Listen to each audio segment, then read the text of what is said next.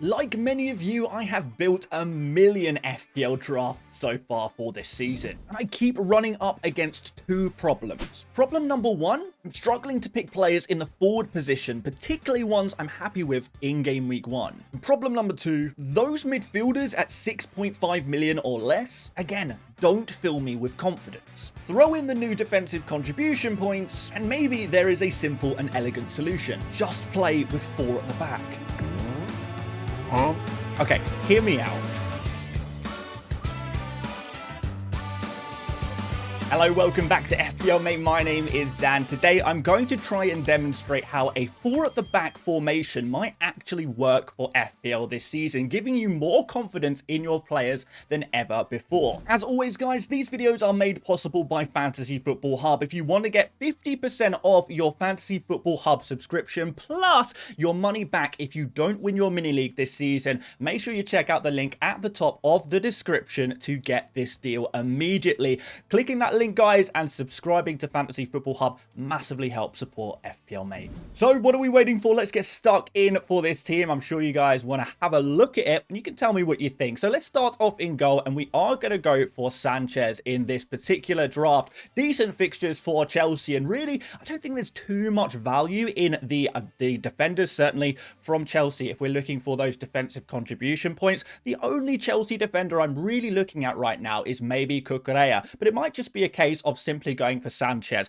And I think certainly now there is a 4 million goalkeeper who is actually going to play. I don't know if that's 100% confirmed, but like we're 99% sure. I think going for a 5 million goalkeeper is now much more viable than before. So happy to spend the money there. Of course, you could downgrade Sanchez to someone like Verbruggen or Kelleher or potentially Petrovic if you prefer it that way. But Chelsea have some good fixtures, certainly from a defensive point of view. I think there could be a few clean sheets in this run for Sanchez. So don't mind him. Quite like him as a little pick. But let's go into the 4 at the back. And we are pretty heavy on defense here. So let's start off with Virgil van Dijk. And out of the 6 million defenders, he is my favorite. Of course, Liverpool, we know, are going to be one of the top defenses in the Premier League this season. And Van Dijk was the second top scoring defender in FPL last year. Now, he also has the benefit, Van Dijk, of getting those defensive contribution points as well. He will get defensive contribution points in around 30% of his games if we go by last season's data. No other player for the top 6 teams from last season can match those kind of numbers. So if you're looking for a defender from a genuinely top defense who is also going to get defensive contribution points, really you don't need to look any further than Virgil. And we know he's good for the odd corner header as well, which we love to see. Next up, we've got James Tarkowski. A lot of hype around him this season because of the defensive contribution points. He'll get them in around 66% of his games, judging by last season's data. We now know he is fit. He's played in friendly games over the summer now, and we've got some great fixtures coming up for him as well. So Virgil, Tarkowski, these are players you can pretty much play every single game week for your team. But our third defender maybe needs a small amount of rotation, and that's going to be Nico Williams. Great fixtures in the opening 3, and actually game week 5 and 6 are really nice against newly promoted sides as well. But it's just game week 4 away against Arsenal, which does cause some issues for Nottingham Forest players. So in that sense, you're probably going to have to make sure you have that game week covered for him. And don't worry, we do. We've got the bench to do the job. Don't worry about that. But certainly Nico Williams, the best defender, well, the best fullback defender who is going to get those defensive contribution points in around 30 to 40% of his games. And what is unique about Nico Williams is that he actually benefits from the easier fixtures when he is getting defensive contributions. For a lot of the fullbacks, they actually get more defensive contributions in the more difficult games, but Nico Williams actually bucks that trend and is far more effective for DEFCON points when he's playing the easier fixtures. And we know there is plenty of those in these opening 6 games for Nico. So I really like the look of this pick for a 5 million defender. And actually, if you are looking to shave some budget off your team, maybe you've got a Milenkovic or a Murillo in your team, making a little downgrade to Nico Williams could free up that vital 0.5 million. And I definitely would consider it if that is something you are looking to do. And our fourth defender in the 4 at the back formation is going to be Mickey van der Ven. Of course, with Spurs this season, we're expecting that there will be more defending, more defensive contribution points as well under Thomas Frank, at least if we go by what we saw from Brentford last year. So although we don't really know for sure how well Van der Ven will do for defensive contributions, I think the outlook is pretty positive knowing how we expect Frank to set up. I think we could see a much more rigid defensive unit from Spurs this season, particularly now they've signed the likes of Palhinha as a defensive midfielder, a real key area in their team that they really did need to address there as well. Of course, we've got great fixtures. We've got some good rotations here as well. Game week 2 against Man City away is covered for Van der Ven. We always make sure on this channel, we make sure we cover the defensive rotation so you guys never have to play your defender in a game in which it is very tough. And Van der Ven, one more little note on him. Some people concerned about minutes. I'm not concerned at all. He's the only real natural left centre-back for Spurs right now. There is Vuskovic, but he is expected to go on loan. And of course, Van der Ven can play in the left-back position as well if Udogie is going to be injured for a couple of months, as we suspect. So a few different places he can play in the team. I think he's going to be pretty good for minutes. Not really too concerned about him. So we can move straight into the midfield position, and we'll start you off with Mr. Mo Salah. He's a lock in every draft I've built, and I don't expect to change any of that. We've spoken about him enough already. Let's move on to Cole Palmer, who has been, in fairness, in and out of my drafts. I was kind of thinking, is it possible to build a team without Cole Palmer in it? But the more I think about it, the more I hear from you guys, and, you know, a lot of people are trying to convince me, Dan, you just need to pick Palmer in your team. I'm listening, guys, okay? I'm listening. Yeah, of course, Palmer playing a slightly different role in the Club World Cup allowed him to flourish a little bit more. So maybe coming into the Premier League this season, we could see a big improvement from what we saw in the second half of last season. And don't forget how well he did in the first half of last season. So with those set pieces, with those penalties, with him being that nailed-on hub in this Chelsea side, you know, there's always that possibility he goes nuclear with one of his 4-goal games, and I don't really think I want to miss out on that. So, yeah, everyone raising points about, you know, why you should have Palmer. I definitely get it. It is maybe a pick out of fear, but hey, sometimes you got to play FPL with a bit of fear, right? Next midfielder is going to be Bruno Fernandes, and I've been quite impressed with him in pre-season, actually. Plenty of goals, plenty of assists, proving he is still key and crucial to this Manchester United attack, despite all of the new signings. And if we're expecting a better season from United, well, we're also going to expect a better season from Bruno as well. Also, another player who I think is very reliable, and I guess a lot of this team is about getting those players who are reliable. Part of it is going for a 4 at the back formation so you can spend more money on getting those very reliable, tried and trusted and tested kind of players that, you know, you don't really have to take a risk. We're not taking a risk here with a player like, I don't know, maybe someone slightly cheaper. We're not sure if they're going to do well or not. Straight in for Bruno. We know what he's about. We know what he can produce. Probably defensive contributions in around 30% of his games. Set pieces, penalties, creative hub of the team, long shots, goals. Even if the fixtures aren't perfect, we know he definitely can do the business. He's proven. Our next midfielders, and this is where I think things get a little bit more optional, and I'll leave it down to you guys of how you can maybe use this structure, but not necessarily pick these players if you like the look of the 4-man defense at least. So we've got Anderson in here and we've got Adingra. So 2 5.5 million midfielders. Now, ordinarily, you'll probably have 3 attackers in your starting 11 who are, I guess, cheaper players, I suppose, if you want to put it that way. In this draft, we have 2. So they are Anderson and Adingra starting in game week 1. But from game week 2 onwards, we're going to have another forward come in and play the majority of games. And after that, we'll be more looking to rotate Anderson and Adingra. So, of course, we've spoken about Anderson before on this channel. Very good for defensive contributions, reliable, ticking along with those, you know, 3, 4, 5 pointers each game week. Maybe getting the odd assist from taking corners as well, because it looks like, looking at Forest in the preseason, those set pieces are pretty much the only threat they are going to offer up this season. It's not looking too good for them, but we'll have to see how that plays out. It's good for Nico Williams, at least, because Forest are looking very solid defensively during preseason. They really are. And of course, we've got Adingra here as well. Very, very good fixtures. He is kind of the inverse of Anderson. Not going to be as consistent, but only needs that 1 goal to suddenly absolutely blow up with the FPL points. And I'll throw this on screen, guys. as well. This is something I tweeted out yesterday, and kind of trying to figure out, roughly how many points you might expect from these kind of players. Let's say, Adingra gets just one attacking return in the opening 6 game weeks, and Anderson gets 0. But obviously gets the defensive contribution points, then Adingra and Anderson, they're going to score similar amount of points. Of course, you can say, I think Anderson will actually get an assist in the opening 6. That's fine. Let's, at that point, probably assume that Adingra is probably going to get 1 or 2 attacking returns in the opening 6 game weeks, which again brings us to the same kind of result. So for Sunderland, we are expecting Adingra to get an attacking return once every 2 or 3 games, but actually for 5.5 million, could match a lot of the more defensive contribution kind of players. It could even outscore them, depending on how explosive he is and when those explosions happen, I suppose. So I think these kind of players are comparable. I don't think there is a right or wrong kind of 5.5 million midfielder to pick, but I just wanted to make a case for both of them. See both sides of the coins. We've got to try and keep things balanced over here. And that brings us to our forward. And we've got the only forward who I am confident in right now, and that is Ollie Watkins. Out of all of the forwards, I want to start in game week 1.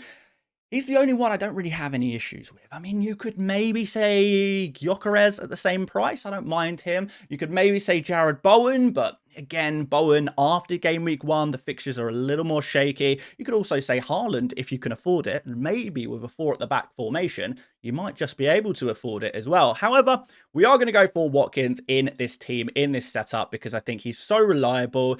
The opening 4 fixtures look average, but he got, 10 attacking returns in the 8 times he played these 4 teams last season. And after that, the fixtures are actually very nice for him. So I'm not concerned about Watkins at all, really. I think he's one of the more nailed on players in my draft, actually. So yeah, definitely going to work for this structure as well. Trying to find that, that one forward that you are confident in. But let's go to the bench, guys.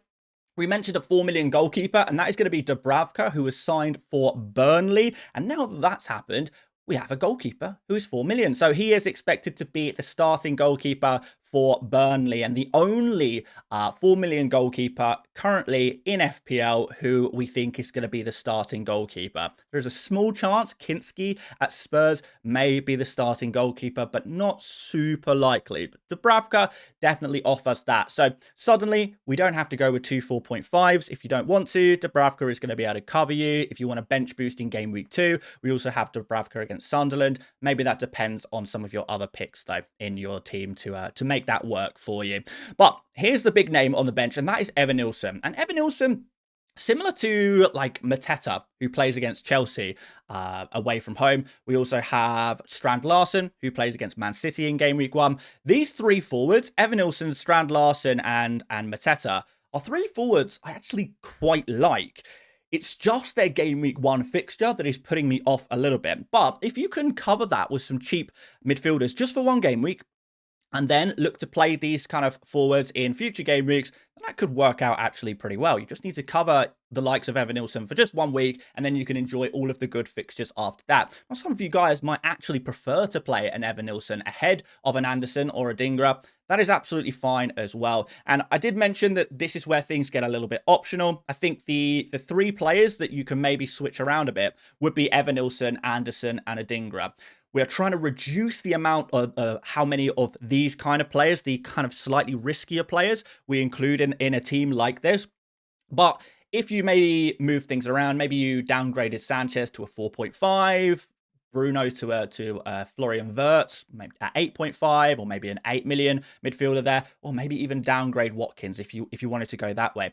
That would really give you much more freedom to upgrade those 2 midfielders in Anderson and Adingra. You could even, mismatch the prices a little bit, take one of them down to a 5 million midfielder and the other up to someone a little bit more expensive that you're more keen to play every week. So those are the kind of things you could change in a team like this to keep the same basic structure, but try and give yourself more confidence in the riskier areas that we are trying to limit, of course, in a team like this. But this is kind of how I've set things up today, and I quite like the look of this, to be honest. So we've got Richards on the bench, who is in seemingly every single one of my FPL teams at the moment. But yeah, he rotates just super well with both Van de Ven in his tough fixture against Man City in Game Week 2, and also the Forest defenders in Game Week 4. Because Richards has his good fixtures in those 2 weeks, he is the perfect cover player for Forest defenders and for Spurs defenders as well. So you could also go for Lacroix there if you wanted to spend a bit more money.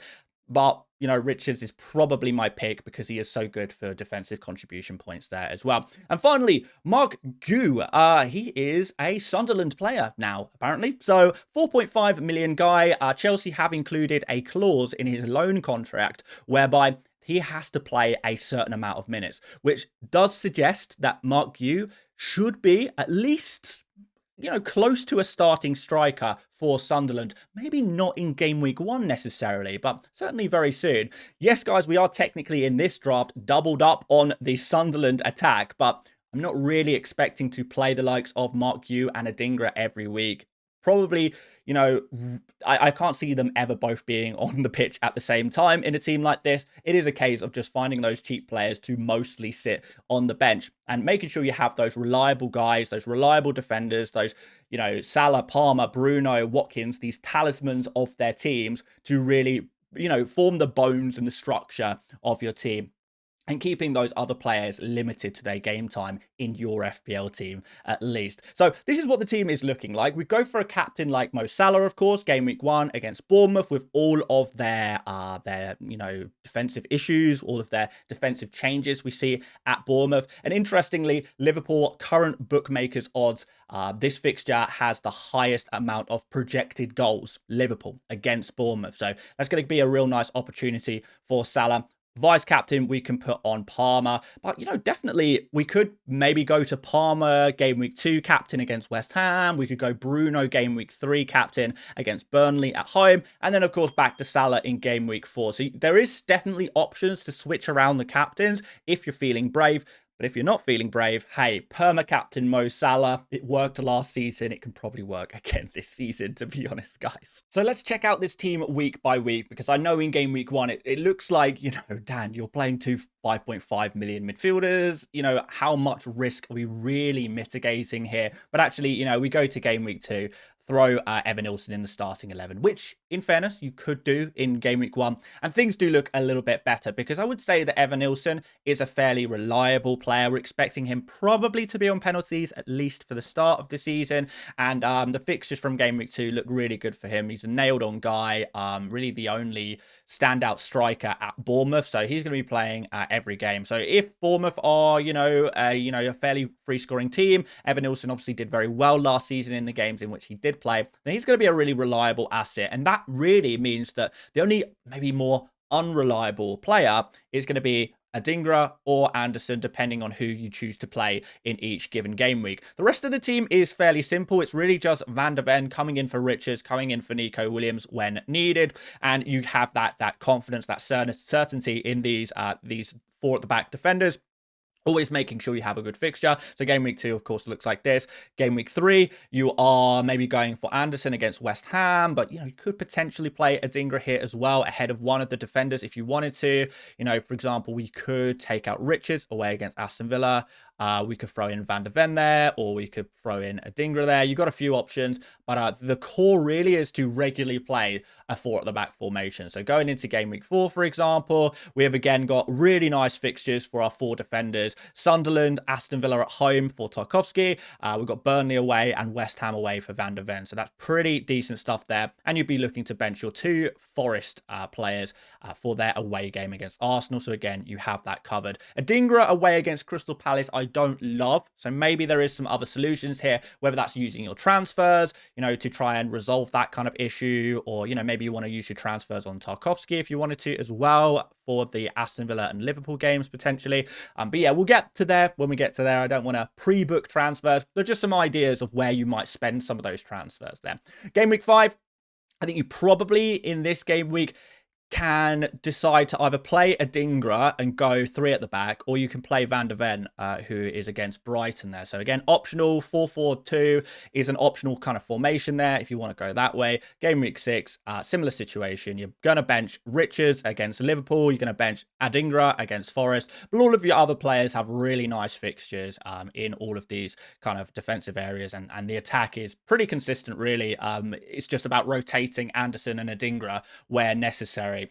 With that mostly 4 at the back formation. So this is the kind of thing I'm thinking about. Of course, on Fantasy Football Hub, this team has a 96% rating, which always is a boost in confidence. Where you build a draft, you take a screenshot and upload it to Fantasy Football Hub, and it tells you, yeah, your team is looking pretty good. So always good to get the Hub vote of approval, guys. And if you do want to check out Fantasy Football Hub, get that deal we spoke about earlier and get your team rated for absolutely for free just to try it out, then you can, of course, click the link in the description to get started straight away. But if you enjoyed this one, drop a like, do subscribe if you're new around here, because we will be back tomorrow for another tier list video. But feel free to check out the Defenders tier list video, which we uploaded yesterday.